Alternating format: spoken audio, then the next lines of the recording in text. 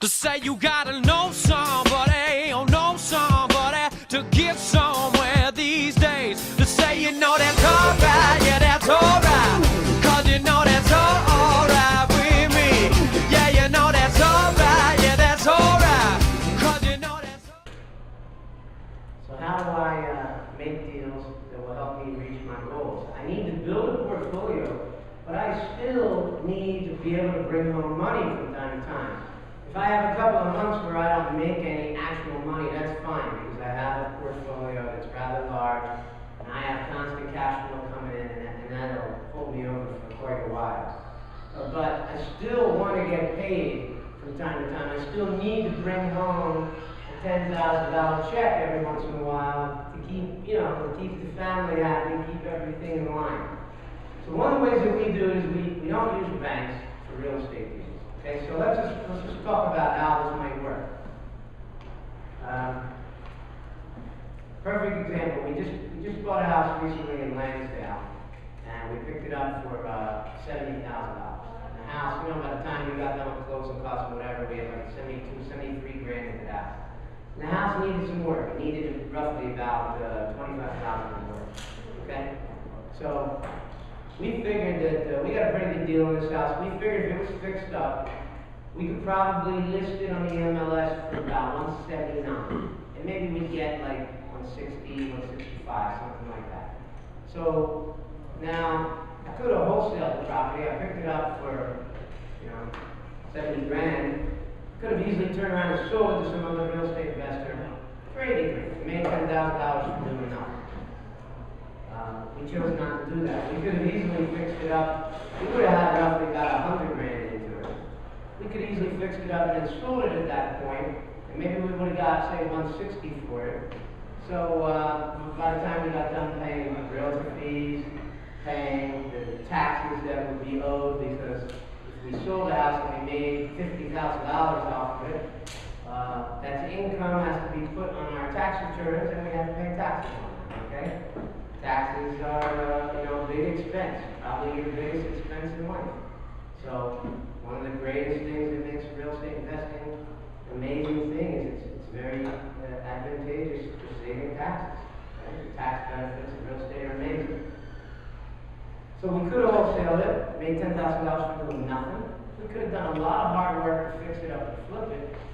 And we would have made 50 grand, but by the time we paid the taxes and then chopped the money up, wouldn't be that much left for us, But what we did with it is we went to a private investor, somebody who knew real estate, understood real estate, but more importantly, they knew us. We don't just call, we don't meet strangers in a bar and say, hey, you look like a guy with money. Would you lend on this piece of real estate? It doesn't work like that. We want the people to know us, like us, and trust us. We want them to feel comfortable with us first. Develop a relationship with them. Maybe there's somebody we met at real estate meetings. We have a lot of private investors who we met at real estate meetings. There's even a couple of them in here tonight. Right? People who came to our meetings, got an opportunity to know us, like us, and trust us. And only then did we talk to them about a real estate deal. And we might sometimes talk to somebody theoretically, hey, if this were to happen, would you be interested in doing this? Okay? And then that's where it stops. And what we do is we put together an amazing deal. So we find the deal, like this deal that I just told you about, that I picked up for 70 grand. And I simply would sit down with a private investor and I'd say, here's the deal. We got it for 70 grand. It's going to need about 25,000 to fix it up. You can take a couple grand. We're going to have roughly about 100 in it. We think we can list it for 179. We think we can sell it for 160, 165.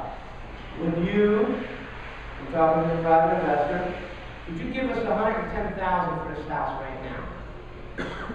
I'm not hiding anything from them. We call it wholesaling to yourself. Okay?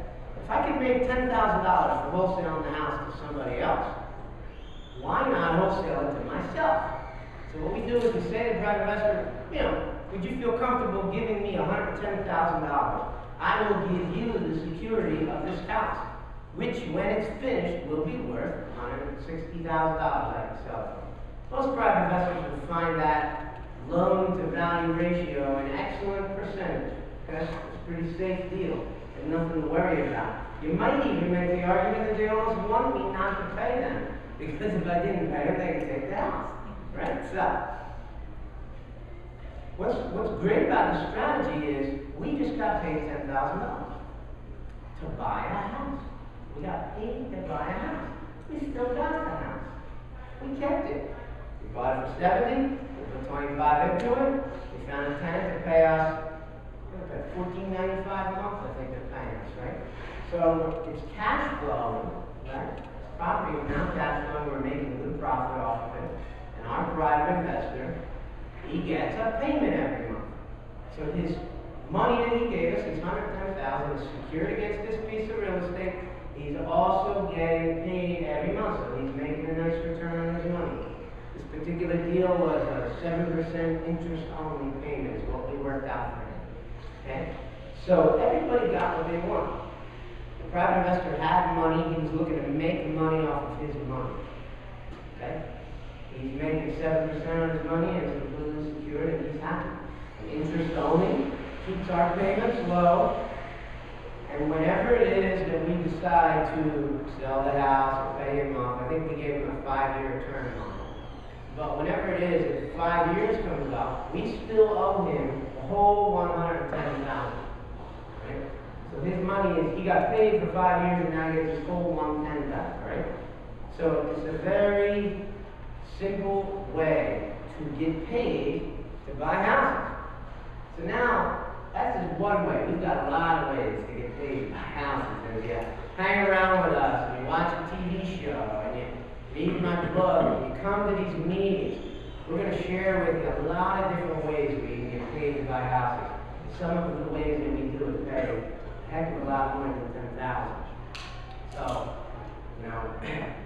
ask yourself, maybe that resonates with some of you. For those of you who want to quit your job, you need to get paid, right? There's a way to get paid. You can get paid to buy a house.